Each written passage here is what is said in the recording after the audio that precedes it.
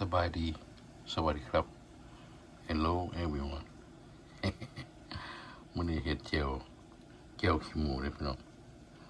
ขี้หมูเลยซื้อเข้ามาแล้วนี่เห็นบ่อาหารโคเรียเขาเฮ็ดเรียบร้อยต้องเป็นชิ้นยากนี่ใส่หัวสิงไข่นี่พี่น้องมาเด้อเจียวเค็บหมูแซ่บมาสิครับแซ่บกินกับข้าวเหนียวโอ้ยแซ่บเลยไม่ตู้ละหมักแหละก็เลยเห็นให้เรากินอีกลวกผักแซ่บแท้ๆเลยไม่ต้องเจียวเขียวหมูมีหัวสิงไข่บวกเผ็ดกับผงปรุงรส